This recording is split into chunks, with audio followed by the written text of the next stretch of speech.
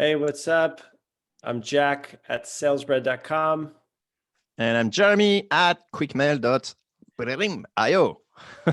Today, we are going to talk about how to cold email early adopters. So maybe you're going after a new market or you've got the next new thing that the market needs. Yes, This show is going to walk you through that process here. Jeremy, I know you've got a lot of experience that's cold right. emailing early adopters. I've got some as well. We're going to put our heads together here. So let's do this. Cool. Do you want to do your one line pitch first? Where would we be without it? Don't worry. Look, a lot of B2B companies lack the time and expertise to turn cold prospects into qualified leads. At SalesBread, we'll bring you one lead or appointment per day using ultra personalized LinkedIn messages and cold emails. So you can fill your pipeline, grow your business, and be a happy person at the end of the day. Go to salesbread.com/contact, get in touch. I'm still offering this. I don't know for how long, but I will hop on the phone for 15 minutes. You can pick my brain. I can tell you what's working with outbound lead gen. Just go to salesbread.com/contact and say what's up. Highly recommend Jeremy. it. In fact, the offer may have expired by the time the episode goes live. No, I'm kidding. Give it a go. Give it a go. Hopefully. You know, it may still work. Well, you guys, I don't think I need much introduction. This is quickmail.io, one of the best cold email platform out there. And if you have problems with deliverability, I think you have to give it a go for the auto warmer tool that we have to help you keeping inboxing and having great sender reputation. In fact, it's free. So really, honestly, I don't see why you're waiting. Just go ahead, go on it, turn it on and enjoy the deliverability boost and sender review. Yeah. Even if you have good deliverability, you know might as well just keep it going. I agree. It's like people were thinking like, oh, I just need to warm up my inbox and then I can carry on and using it. But hey, you're missing out on actually leave it turned on. It's like food, you know. I know you're using auto warmer. You don't want to just like, warm your food and then you just let it there. It's just like it's gonna become cold and colder and colder. Yeah. I think of it more like kind of a workout routine. You can't just do like a crazy month of exercise and then you're set for life. You always have to keep at it. Shit. I didn't know that. Is Jack. Right. What can you do? Okay, anyway. So look, we're gonna shine the spotlight brightly here on how to cold email early adopters. Let's shine the fluorescent bulb on where to start here. So I've got just a few notes here, Jeremy, but correct me if I'm wrong, but it all starts with your list. Or do we need to take a few steps back from that? Well, that's a super interesting question because when I'm thinking of like early adopter in the market, I'm thinking of product and how the mass is not getting your product yet. That means you need to educate them. So yeah, that's a good point. You could start definitely with the list. I see where you're going at here. Like if, for example, you're in the Bitcoin cryptocurrency space, in 2012 or 2015, before it actually started to spike up, then you could definitely find some of those influencers, some of those people who believe in Bitcoins on Twitter, for example, or because they were like talking about it. So obviously you would potentially start with your list. That's a good thing. And for quick mail, I had to go through the early adopter phase where people didn't understand like what is that sale automation tool? Like is it marketing or is it like cold calling? I'm not quite getting it. And in fact, I focus primarily on B2B SaaS businesses. I grab and hit this list just because I knew they will get it. They will get it right away because they will understand the problem most and foremost. Yeah. So here, let me drill down there. You're right. Let me drill down there because you're on to a good list when, and you said it here, they have the pain. Everyone on that list shared the pain that you were solving. So I think first and foremost, you're going after early adopters. You better make sure that the people you approach have this ideally bleeding neck problem where if they don't solve it fast, something is going to break. Yeah, imagine trying to sell vitamins to people who don't really are like early adopters. Like who cares? But if it's a Sure. bleeding neck problem, then yeah, I need to fix it right now. You're saying selling vitamins versus pain relievers, That's right. right? That's right. Right. You want to sell pain relievers. Now, there's a slight exception. Maybe you're going to disagree with this, Jeremy, Ooh. but I believe there is a small group of people out there that are by nature early adopters. They live and Yes. breathe everything cutting edge, and they want to take the risk in a new thing. They want to be the first of their peer group to try this new thing. They just like trying the newest thing. The So, interesting thing is that this is the yeah, vitamin we're talking about, right? Those people who just want to try they may not have a pain, they don't necessarily want to solve it, so you're not going to get a lot of money out of them, right? But yeah, nor Product Hunt is a perfect place for that. Like, hey, I great, got a great cool point. thing. But yeah, that's cool. Lots Great of people will point. try it, but honestly, yeah, that was cool. Thumbs up, and then I move on to something else. So you have to make sure Right. that they still have the pain and the problem. So the temptation would probably be like, oh, any new user is a good user when you're just starting out, but that's probably bad advice. You probably are wasting your time if you just go after someone who will say yes to anything. You want to find and talk to people that have the pain point you're trying to solve more than anything at this stage, right? Yeah, funny So, thing is, I knew my product QuickMail worked in my entrepreneurship bubble. Like, I was in a big community of entrepreneurs, and they all sort of share the same problem. I just didn't know if it was a problem that salespeople will have or other company will have. And so I did my outreach in order to validate the problem. So one of the things I will encourage you to do when you have, this early adopter problem with your product is try to reach out to different segments, because it could be that mm, one segment will be more receptive to become the early adopter than the other one. Maybe the other one will follow up. Maybe you have a vision, like for example, a LinkedIn killer, and then you have the vision that a certain group will work very well, but maybe we'll need to have the network effect first.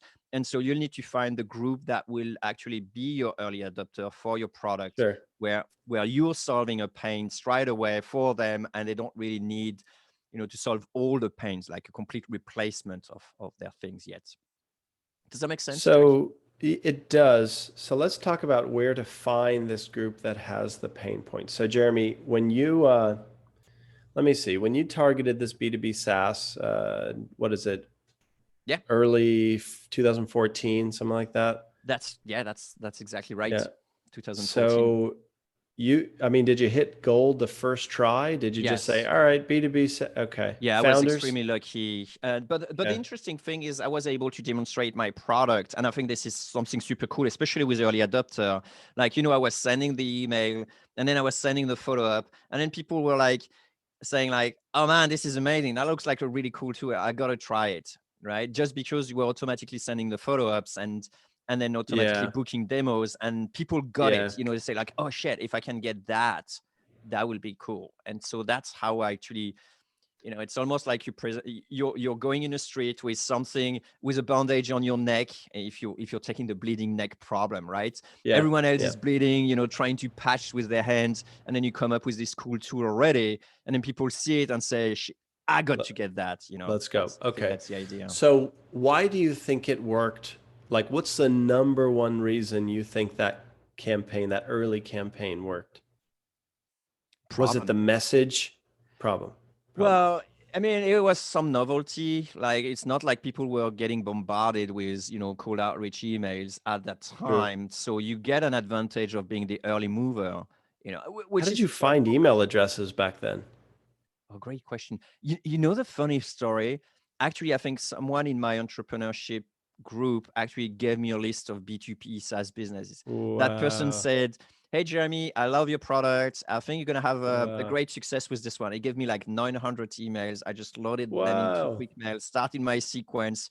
And honestly, my Excellent. sequence was, pretty, I think it was good. It was a bit too long, but it was good in a sense that it was to open a conversation. I was really with that mindset of validating a problem. And so I say, hey, I created this tool, and, it seems to be working. Would you be interested in, having a demo so I can show you what? And at that time, like I mentioned, you have the first mover advantage in a sense. Well, nowadays everyone's trying, and the conversation is very different, but I think we'll see that for a different cast. Fair. Okay, so we talked a little bit about list. What you need to remember is identify a group with a real pain point here. So I don't want to leave the listener before we just spell that out a little bit more clearly, because not everyone's going to strike gold their first go round. Yep. Um, my suggestion, and I know you're going to be behind this, Jeremy, but you need to do enough customer interviews in order to say, yep, this is definitely the group that shares this problem. I wouldn't even rely on cold email. I tell people all the time, don't start your business. Well, that sounds stupid. Don't outsource cold email to start your business, right? You can do it yourself. You can hustle, but for sure, you already know 5 people who will take a call with you right now in your market. And if you don't, what are you doing? So Right. funny. So I may actually disagree with you on this one. to outsource it. Yeah. And the reason for it Okay. is that I think what you need is to get interview with your market. So if you outsource this, like for example, I would feel confident to outsource this to you, Jack, like saying like, hey, I want to open this new market. I got this product. I'm Mm. not quite sure if it works. Can we actually just try to to validate the idea by not necessarily trying to sell the product, but by just saying like, can we have a conversation about this thing? Is this thing an issue and so on? And all that sort of like prospecting phase could potentially be outsourced. You just have Yeah, to that's make sure true. that, you outsource to the right company. And you better do the best customer interviews that ever were in order That's to, right. have ROI on that. And yeah, okay, interesting. So, But you would do it um, if you're founded, you're right. Otherwise, if you're bootstrapping, just go ahead on and you do got it to do it. yourself, right? Sure. Okay, so that's my tip on where to find your market that has this pain point. Try and narrow it down. Jeremy, you narrowed it down by industry and job titles of founders of SaaS companies. That's cool. All right, so the next thing is talking about this message, and then we can wrap up the cast here. But before we do, message, if you're interested in cold email copywriting, Jeremy and I created a course with 2 standalone modules on cold email copywriting. You can check out course.quickmail.io, and it's going to bring you to a landing page. I wrote it. It's not crazy long. You'll see a testimonial video, some more testimonials from people why they like the course. But if any of this is ringing a bell, we dive into, I'll call it too much detail that I would be comfortable knowing my competitors were seeing these modules, especially the ones on customer research and list building. It's basically how I jump into different companies and figure out how to make them a whole bunch of money with cold email. So competitors aside, you should check out this course because you've listened so far to this cast, and this is just scratching the surface. We've got, I don't know, almost 100 videos that are just taking these topics and breaking them way down. So Counting. yeah, course.quickmail.io is where you can check out more. With that said, Jeremy, let's hash out what this message should say. Can you tell us more about that first email that you wrote? Yeah, you have to start with a call to action. For me, it was, would it be possible to jump on a call for 15 minutes so I can do you a demo? So it was clear that I think I mentioned that I had something that works with this industry, or like with an industry that was very close, like entrepreneurs, and I was contacting founders, so it's pretty Right, close. And right. so I say, Liking principle, Robert yes, Cialdini. exactly. Then I said, I created that tool by mistakes. It was like adding like a bit of, humor to it. Seems like a lot of people like it. This is what it does, kind of thing. Hmm. Would you be able to, would you like to see a demo of 15 minutes? So I presented something very, very clear at that stage. I Mm-hmm. think I added a little bit of fluff in the middle kind of thing, but like I mentioned, you could get away with it in 2014, 15. Not a lot of emails were being sent. Yeah, So you get more attention at that stage. So I could get away with a few things. And again, it was a big problem that people were not automating the outreach. So here we go. Here's a solution that, enable you to do the job of 3, SDR at that time. So sure. it was useful. That's really cool. So we can't understate how important it is to build a list, but essentially the message um, spoke about the problem and then basically asked if they wanted to join for a demo. Simple. Yep. Yeah. What would you change if you were doing that in another early adopter market, knowing what you know now about cold email, besides removing the fluff? Well, that's a fantastic question. I think I will look at other episode on what channel to use, because I think nowadays it could be that, it turns out that the early adopters for your markets are more on Twitters than they are on, on emails, or they're more on LinkedIn. Depends, what your market is, what your innovation is about, and make it very clear as to play on the strength. Like, you probably, if you have a new product, you probably have, at least a handful of people on it, even with the early adopter things, either adopter product, you still want to be able to show a demo or talk through an existing product. So I would say, get the language that, your user are using, like, oh, this is amazing because it's whatever, insert the benefit here, it saves me so much time, or, I can do so much more things with it, whatever. And then use this language into your discovery email for, the next side of the next industry you want to target with. What would be your approach to do it these days, Jack, with so much noise? So there is, I think you nailed it by picking the right channel carefully. I always think that personalization can help, where it's not going to make or break your campaign, but if it's teetering on, maybe you'll get a reply from this person, maybe not, adding a personalization could push someone over the fence. So in the beginning, it's kind of like this critical component to stack the deck in your favor. So for deliverability, for just building reciprocity with your prospects, I would certainly lead off with CCQ, commonality, compliment, or question about this prospect. And depending how strong the pain point is, I would dial in my call to action. So if I know I'm addressing something that ain't never been addressed before, I would still go straight to the call. Hey, let me show you what's going on, or better yet, probably let me ask some questions to find out like how you're solving this now. I'm curious because we're working on addressing this. But something like, can I send you 3 questions or 10 questions, so you can make sure I solve your problem. Yep. Or hey, just throw out a number 1 to 10. Like how much of a pain in the ass is this for you guys right now? One digit, and if it's a 9, they're going to say, what do you do about this? And so I'd play with the CTA, add personalization, wrap it up, call it a day, follow up, use multi-channel, be all 2021 about it. One other thing we didn't mention on it, but I will say, join a community that has this problem, because then that'll be much easier. You're going to be in a small group. Get involved. Whether it's a Facebook group, a LinkedIn group, or a paid community even. Like, for example, I know SaaS Academy is a community of SaaS founders.